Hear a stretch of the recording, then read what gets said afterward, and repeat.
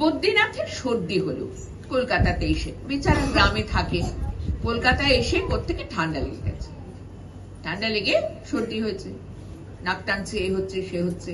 সর্দি হলে কত কাণ্ড হয়। তো বদ্রীনাথ তার গ্রামের বুদ্ধিতে কি করেছে, প্রথমেই আচ্ছা করে জোলাপ নিল নস্যি নাকে দিয়ে।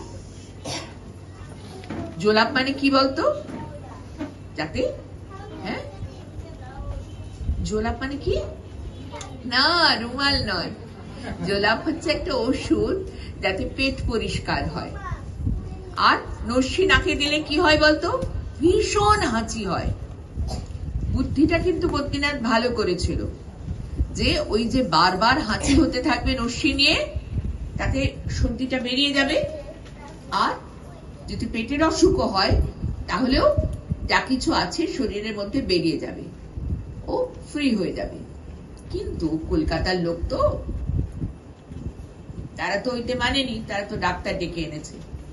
ডাক্তার তো অনেক রকম কাণ্ড বলছে, এটা বলছে ওটা, আর তুই যে কাশার পরে কেশে দেখাচ্ছিস, কি দরকার, বললি কেশে ওইটাই যথেষ্ট, কাশবি না।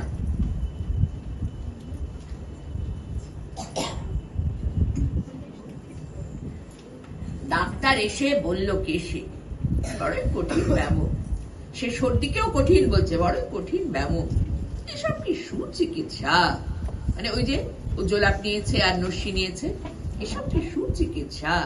আরে আরে রাম, আমার হাতে পড়লে পরে, কে বললি এক্সরে, এক্সরে নয় কিন্তু এক্সরে, আমার হাতে পড়লে পরে এক্সরে করে দেখি রোগটা কেমন, কঠিন কিনা, আসল কিংবা মেকি।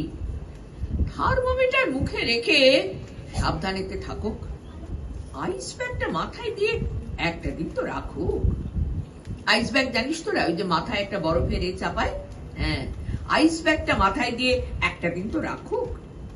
ইনজেকশন নিতে হবে, অক্সিজেনটা করে, তারপরে দেখবো এরকম থাকে কেমন করে। পল্লী গ্রামের বদ্রীনাথ অবাক হলো ভারী, সর্দি হলেই এমন করো, ধন্য ডাক্তারই না। তাহলে দেখ, এখানে একজন ডাক্তার আছে, একজন বদ্রীনাথ আছে।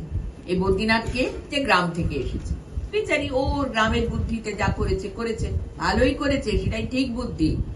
একটা জোলাপ নিয়েছে, একটা নস্যি নিয়েছে, যে সব বেরিয়ে যাবে, সর্দি টর্দি যা ভিতরে ইনফেকশন হয়েছে বেরিয়ে যাবে।